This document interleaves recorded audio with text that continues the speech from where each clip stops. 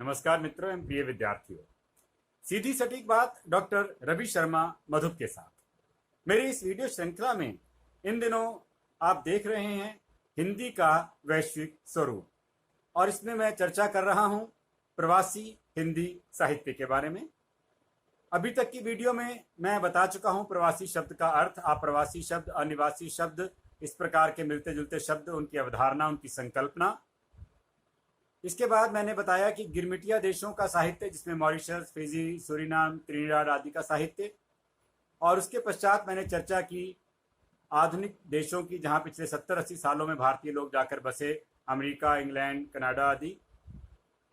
इस प्रकार के साहित्य में क्या अंतर है हमारे यहाँ मूल भारत में लिखे जा रहे साहित्य से, इन सब पर हम अगली वीडियो में आज हम चर्चा करने जा रहे हैं। उससे पहले मैं अपने कुछ उन साथियों का, मित्रों का, विद्यार्थियों का यहाँ नाम लेकर के अभिनंदन करना चाहता हूँ जो मेरा उत्साहवर्धन कर रहे हैं। इनमें शामिल हैं नील शिखा, रमाकांत, विकास कुमार, मोहिनी दीक्षित, श्यामलाल कॉलेज से डॉक्टर प्रभात शर्मा, अरविंद शर्मा, ज्योति पवार, नरेश कुमार शर्मा और डॉक्टर राजरानी। इन सब मित्रों के सकारात्मक प्रतिक्रिया और उत्साहवर्धन से मुझे अपने कार्य की महत्ता और सार्थकता का आभास होता है। इसलिए मैं इन सभी का आभार व्यक्त करता हूं और आपसे भी अनुरोध करता हूं कि आप टिप्पणी के माध्यम से अपनी बात मुझ तक पहुंचाएं। चाहे आप YouTube पर देख रहे हों या Facebook पर देख रहे हों, आप टिप्पणी अवश्य करते रहें ताकि मुझे पता चले कि मुझे इसमें और क्या सुधार करने हैं या आपको ये कैसा लग रहा है। तो हम विषय की ओर लौटते हैं, प्रवासी हिंदी साहित्य की विशेषताएं। जैसा कि आप जानते हैं कि प्रवासी हिंदी साहित्य दो तरह के वर्गों में हमने बांटा। एक गिरमिटिया देशों का साहित्य, जहां इस समय 4वीं-5वीं पीढ़ी में लोग रह रहे हैं और उन्होंने कभी भारत भूमि को देखा नहीं है, लेकिन अपने पूर्वजों से सुना है और भारत भूमि के प्रति उनके मन में एक श्रद्धा का भाव है, एक बहुत ही स्तुति का भाव है। इसको मैंने महसूस किया जब मॉरिशस जैसे देश में मुझे जाने का अवसर मिला और वे भारत से किसी भी आए हुए व्यक्ति को बहुत सम्मान की दृष्टि से देखते हैं। तो उनके मन में जो स्थितियां हैं उसके आधार पर उन्होंने साहित्य को रचा है और वहाँ जो संघर्ष उन्होंने किए उसको भी वे अपने साहित्य में लगातार याद करते हैं। दूसरी ओर जो लोग उच्च शिक्षा के लिए या अन्य सुविधाओं के लिए विदेश में जाकर बसे, उन्हें भारत भूमि की याद अलग तरह से आती है। वे यहाँ रहे थे, यहाँ का जीवन उन्हें देखा था और अब वहाँ जाकर के उन्हें भारत के महत्व का पता चलता है, भारत की विशेषताओं का पता चलता है, भारत में जो त्यौहार हैं, जो पारिवारिक जीवन है, इसको वे वहाँ जाकर कमी इसकी महसूस करते हैं और यह उनके साहित्य में दिखाई देती है। तो ये सब बातें मिल करके प्रवासी हिंदी साहित्य को मुख्य भारत भूमि के साहित्य से अलग करती हैं। हम एक एक करके जल्दी से विशेषताओं पर चर्चा करेंगे। तो आइए देखते हैं प्रवासी हिंदी साहित्य की विशेषताएं। पहली विशेषता के रूप में स्वदेश की यादें, जिसको आमतौर पे हम अंग्रेजी में नॉस्टैल्जिया कहते हैं। ये नॉस्टैल्जिया एक स्वाभाविक प्रवृत्ति है मनुष्य की। जब भी मनुष्य अपने मूल स्थान से बिछुड़ करके या किसी ऐसी जगह से दूर चला जाता है जहां उसने अपने जिंदगी के यादगार लम्हे बिताए होते हैं, तो उसकी यादें उसको प्रेरणा भी देती हैं, कभी कभी पीड़ा भी देती हैं और वह वहां वापस लौटने के लिए छटपटाता भी है। वे सारी बातें इस प्रवासी हिंदी साहित्य में आती हैं, खासतौर पर जो अमेरिका, इंग्लैंड, कनाडा जैसे देशों का साहित्य है, क्योंकि उन्होंने भारत को देखा है और भारत के प्रति अतीत का मोह उनकी रचनाओं में नजर आता है। उनमें कभी कभी घर वापसी की आशा भी जागती है। वे चाहते हैं कि काश हम भारत वापस लौट पाएं, लेकिन कुछ स्थितियां, कुछ आकर्षण ऐसे होते हैं कि वे वहां बंद कर रह जाते हैं और वे चाह कर भी भारत में वापस नहीं लौट पाते हैं।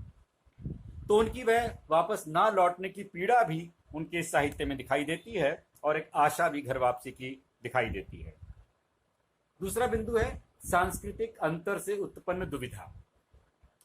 इन देशों के साहित्य में हम देखते हैं कि जो भारत की जो संस्कृति है, यहाँ का जो रहन सहन है, यहाँ का जो जीवन दर्शन है, वह उन पाश्चात्य देशों के जीवन दर्शन से काफी भिन्न है।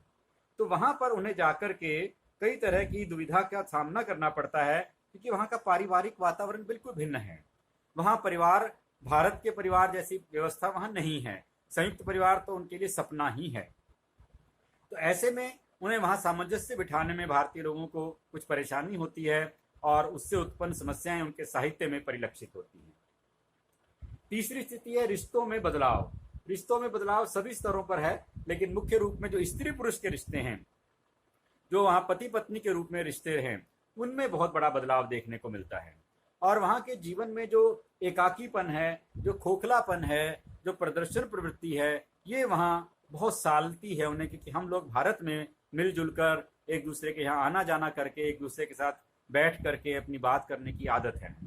वहाँ कोई किसी से आसानी से मिलना नहीं चाहता, बात नहीं करना चाहता, सालों साल साथ रहते हैं, लेकिन वे एक दूसरे को जानते नहीं, पहचानते नहीं।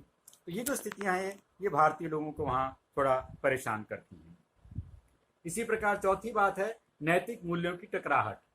ये जो टकराहट है, इसका कारण भी वही है कि जो हमारा यहाँ भारतीय संस्कृति में जो नैतिकता की हम बात करते हैं, जीवन मूल्यों आदर्शों की बात करते हैं, वहाँ एक अलग संसार, एक अलग दुनिया, एक अलग वातावरण।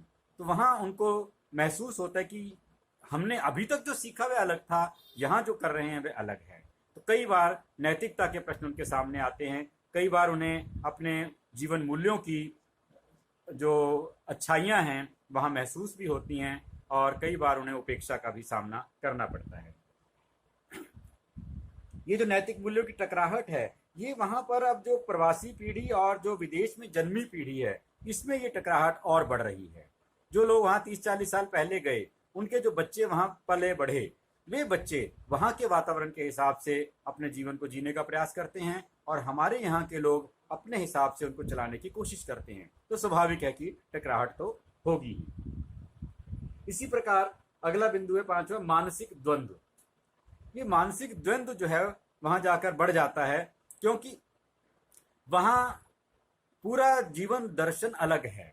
वहाँ भौतिकता को बहुत महत्व दिया जाता है, वहाँ सामाजिक संबंधों को, पारिवारिक संबंधों को उतना महत्व नहीं देते हैं। तो भारतीय लोग वहाँ जाकर के बंट जाते हैं कि मैं ऐसे करूं या वैसे करूं। इस द्वंद्व में वे लगातार फंसे रहते हैं, और इसी से अजनबियत की स्थिति वहाँ पर आती है। सालों साल वहाँ रहकर भी वे वहाँ अपने आप को अजनबी महसूस करते हैं। ऐसा उनको बार बार महसूस करवाया जाता है। जो वहाँ के मूल निवासी हैं, वे भारतीयों को दोयम दर्जे का निवासी मानते हैं। चाहे ये कितने ही ऊंचे पद पर पहुंच जाएं, कितने ही पैसे कमा लें, उसके बावजूद इनको वह सम्मान कभी कभी नहीं भी मिलता है। इसी तरह रंग रूप का अंतर भी अक्सर इनके लिए परेशानी का कारण बन जाता है। कभी कभी हीन भावना भी इनमें पैदा हो जाती है। इनका पहनावा, जैसे भारतीय महिलाएं अगर साड़ी पहन ले वहाँ, तो एक अजूबे की तरह लगती हैं। लोग उनको आंखें फाड़ फाड़ कर देखते हैं। तो ऐसे में उन्हें लगता है कि क्या ये हमारा पहनावा ठीक नहीं है, क्या हम इसको छोड़ दें। इस तरह की समस्याएं वहाँ पर आती हैं। अगली बात है अस्मिता की तलाश। ये अस्मिता अर्थात अपने होने की, अपने अस्तित्व की, उसकी तलाश। वहाँ जाकर के व्यक्ति को लगता है कि वह त्रिशंकु की भांति लटक गया है। त्रिशंकु की कहानी आप सबने सुनी हुई है। तो ना यहाँ धरती का रहा, ना स्वर्ग का रहा, बीच में लटक गया। तो वही स्थिति वहाँ भारतीयों की होती है। वे वहाँ जाकर ना तो अमेरिका या ब्रिटिश हो पाते हैं, ना वे भारतीय रह पाते हैं। वे प्रयास करते हैं वहाँ के अनुसार अपने आप को ढालने का, लेकिन उसके बावजूद उन्हें वहाँ सफल नहीं माना जाता, और लोग उनको इसी दृष्टि से देखते हैं कि ये एशियाई हैं, ये काले हैं। और नई पीढ़ी इस अस्मिता की तलाश में बहुत भ्रमित होती है, क्योंकि उसे समझ में नहीं आता कि वह किन जीवन मूल्यों के साथ अपने जीवन को बिताए। ऐसे ही एक बड़ी समस्या जो गोरे देशों में, खासतौर पर अमेरिका में बड़ी पाई जाती है, वह समस्या है नस्लवाद। नस्लवाद को हम कह सकते हैं गोरे काले का भेदभाव। ये गोरे काले का भेदभाव अमेरिका में बहुत ज़्यादा पाया जाता है, और वहाँ इस गोरे काले के भेदभाव के कारण कालों के साथ हिंसा, उनके प्रति घृणा का व्यवहार किया जाता है, और कई बार उनकी जो गरीबी है वह भी उनके मार्ग में आड़े आती है। तो ये चीज़ें वहाँ के साहित्य में दिखाई देती हैं। जब हिंदी साहित्य वहाँ लिखा जाता है तो इस तरह के मुद्दे, इस तरह के प्रश्न उनमें आते हैं। आठवां बिंदु है राजनीतिक घटनाओं का प्रभाव। चूंकि वे लोग विदेश में रह रहे हैं, तो इसलिए जो राजनीतिक घटनाएं भारत में घटती हैं या उस देश में घटती हैं, उनके जो आपसी संबंधों में अगर बदलाव होता है, तो वह बदलाव उनकी नीतियों में और वहाँ के नियमों में भी दिखाई देता है। तो कभी कभी ऐसा भी होता है कि यदि हमारे संबंध किसी देश के साथ खराब हो जाएं तो वहाँ रह रहे भारतीयों के लिए वहाँ सम्मान के साथ जीना कठिन हो जाता है। तो इस तरह की घटनाएं, इस तरह के राजनीतिक नियम, इस तरह की राजनीतिक समस्याएं उनके जीवन को प्रभावित करती हैं। नौवां अंतर है खान पान की समस्या। जैसा कि हम जानते हैं कि भारत में बहुत बड़ी संख्या में लोग शाकाहारी हैं, कुछ लोग जैन धर्म को मानने वाले हैं और वे तो लहसुन प्याज भी नहीं खाते हैं, और भारत में मांसाहार या नशा शराब आदि को अच्छा नहीं माना जाता। इसके विपरीत इंग्लैंड, अमेरिका, कनाडा जैसे देशों में ये सब बातें सामान्य मानी जाती हैं, वहाँ के जीवन का हिस्सा मानी जाती हैं। तो ऐसे में भारतीय लोग बहुत असमंजस में रहते हैं कि वे क्या करें। जो लोग लहसुन प्याज तक नहीं खाते, उन्हें वहाँ दूसरों के साथ, मांसाहार के साथ भोजन करना बहुत कठिन होता है। वहाँ शराब खुलेआम पी जाती है और इसको कोई बुरा नहीं मानते हैं। तो इस तरह की दिक्कतें उनको परेशान करती हैं। इसी प्रकार मृत्युबोध तो वैसे तो सारा जीवन सभी के लिए एक या मृत्यु का बोध रहता ही है, लेकिन इस प्रकार के देशों में जहाँ नस्लवाद है, जहाँ भेदभाव है रंग के आधार पर, वहाँ मृत्यु का साया हमेशा उन पर मंडराता रहता है। कभी भी किसी भी तरह का भेदभाव एशियाई, अफ्रीकी मूल के लोगों के साथ उनके लिए बहुत भयानक बन जाता है। पुलिस द्वारा भी वहाँ पर प्राय दुर्व्यवहार की खबरें सुनने को मिलती हैं। तो ये एक डर उनके मन में सताया रहता है। और भाषा की समस्या तो एक बड़ी समस्या है ही। जैसा कि हम सब जानते हैं कि उन देशों में, इंग्लैंड में अलग तरह की अंग्रेजी बोली जाती है। कहने को दोनों जगह अंग्रेजी है, लेकिन अमेरिकन इंग्लिश अलग है, ब्रिटिश इंग्लिश अलग है और भारतीय इंग्लिश अलग है। तो जब भारत के लोग वहाँ बोलते हैं तो वो कितना भी प्रयास कर लें, वे वैसा उच्चारण, इस तरह का हाव भाव नहीं ला पाते, जिस कारण उन्हें वहाँ दोयम दर्जे का नागरिक माना जाता है। और भाषा के साथ सारी बातें जुड़ी होती हैं। हम पहले भी कई बार कह चुके हैं, भाषा केवल वर्ण, शब्द, वाक्य नहीं होती है, भाषा संस्कारों से जुड़ी होती है। और जब वहाँ जन्मी पीढ़ी, वो बच्चे जब अपने वहाँ के माता पिता या दादा दादी के साथ जब बातचीत करते हैं तो उन्हें ये भाषा की समस्या और भी अधिक महसूस होती है।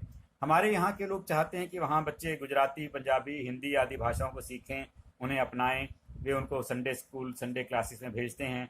वे लोग वहाँ के वातावरण के हिसाब से वहाँ की भाषाएं सीखना पसंद करते हैं, उन्हें ये भाषाएं उतनी अच्छी नहीं लगती हैं। तो इस प्रकार भाषा की समस्या भी वहाँ महत्वपूर्ण भूमिका निभाती है। और जो कुल मिलाकर के जो समाज का खुलापन है, जो संबंधों में वहाँ खुलापन है, स्त्री पुरुष को लेकर के, पति पत्नी को लेकर के जो उनकी भिन्न अवधारणाएं हैं, वे भी हमारे उपन्यासों का, हमारी कहानियों का, हमारी कविताओं का विषय प्रायः बनती रही हैं। क्योंकि इतना परिवर्तन, इतना अंतर हम प्रायः सहज ही पचा नहीं पाते हैं। तो ये थी कुछ बातें प्रवासी हिंदी साहित्य की जो विशेषताएं जो इसे मुख्य साहित्य से अलग करती हैं उसके अंतर्गत। और अब मैं कुछ उन साथियों के लिए जो इसमें और अध्ययन करना चाहते हैं, जो इस पर और शोध कार्य करना चाहते हैं, तो मैं कुछ संदर्भ ग्रंथ जो मेरी जानकारी में आए हैं, बहुत थोड़े से हैं और इसके अलावा बहुत से संदर्भ ग्रंथ और भी उपलब्ध हैं। मैं केवल कुछ पुस्तकों का उल्लेख भी यहाँ करना चाहूँगा जो कि आपके लिए उपयोगी हो सकती हैं यदि आप इस संबंध में और अध्ययन करना चाहें तो। पुस्तकों में है प्रवासी भारतीयों में हिंदी की कहानी, डॉक्टर सुरेंद्र गंभीर द्वारा लिखी पुस्तक है। भारतीय ज्ञानपीठ से सन 2017 में ये पुस्तक प्रकाशित हुई थी। इसके अलावा प्रवासी साहित्य, डॉक्टर कमल किशोर गोयनका जी द्वारा ये पुस्तक है। बहुत ही बड़ा कार्य कमल किशोर गोयनका जी कर रहे हैं, मेरे गुरुदेव हैं। और जहाँ प्रेमचंद पर उन्होंने आजीवन शोध कार्य किया है, वही प्रवासी साहित्य पर भी बहुत कार्य वे कर रहे हैं और उन्होंने बहुत पुस्तकें संपादित की हैं। ये पुस्तक भी महत्वपूर्ण है। यश पब्लिकेशन द्वारा 2018 में ये पुस्तक प्रकाशित हुई थी। इसके पश्चात अगली पुस्तक है भारतीय डायस्पोरा विविध आयाम।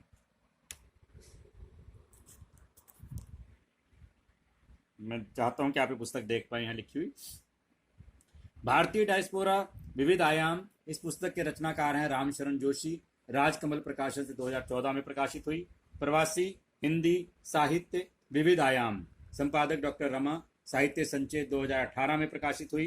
प्रवासी हिंदी कहानी एक अंतर यात्रा, डॉक्टर सुषमा आर्य, अजय नावरिया द्वारा तैयार की गई है पुस्तक। और शिल्पायन प्रकाशन से प्रकाशित हुई है ये 2013 में। समकालीन कथा साहित्य सरहदें और सरोकार, रोहिणी अग्रवाल द्वारा लिखित यह पुस्तक आधार प्रकाशन से 2012 में प्रकाशित हुई है। इसके बाद अगली पुस्तक है प्रवास में। उषा राजे सक्सेना जो बहुत प्रसिद्ध लेखिका हैं, उन्होंने ये पुस्तक लिखी, ज्ञान गंगा से प्रकाशित हुई 2002 में। प्रवास में के बाद प्रवासी भारतीयों की हिंदी सेवा, डॉक्टर कैलाश कुमारी सहाय द्वारा रचित ये पुस्तक अविराम प्रकाशन से 1984 में प्रकाशित हुई। इसके अतिरिक्त प्रवासी भारतीयों की हिंदी सेवा, प्रवासी भारतीयों की पीड़ा, अरविंद मोहन जी द्वारा लिखित यह पुस्तक राधा कृष्ण प्रकाशन से 1998 में प्रकाशित हुई। और प्रवासी आवाज़, संपादक हैं अंजना संधीर, वाणी प्रकाशन से ये पुस्तक प्रकाशित हुई है। और प्रवासी की आत्मकथा, भवानी दयाल सन्यासी द्वारा लिखित यह पुस्तक सस्ता साहित्य मंडल से प्रकाशित हुई है। प्रवासी हिंदी लेखक डॉक्टर अलका प्रदीप दीक्षित द्वारा रचित यह पुस्तक हिंदी साहित्य सम्मेलन द्वारा प्रकाशित की गई है। तो इस प्रकार ये पुस्तकें प्रवासी हिंदी साहित्य के संदर्भ में संदर्भ ग्रंथ का काम कर रही पुस्तकें हैं, और इन पुस्तकों की सहायता से हम और जानकारियां जुटा सकते हैं। तो मित्रों, ये सारी जानकारियां उपलब्ध कराने में मुझे मदद की मेरी विद्यार्थी अनीता विश्वास ने। मैं उन्हें भी शुभकामनाएं देता हूं उनके आगामी भविष्य के लिए, उज्जवल भविष्य उनका हो और वे सफल हो जीवन में। और इसी के साथ आज की इस वीडियो को मैं यहाँ रोकता हूँ और आपसे आशा करता हूँ कि आप इसके बारे में अपनी राय मुझे भेजते रहेंगे। तो इस प्रकार की और जानकारियों के लिए देखते रहिए सीधी सटीक बात डॉक्टर रवि शर्मा मधुप के साथ। नमस्कार।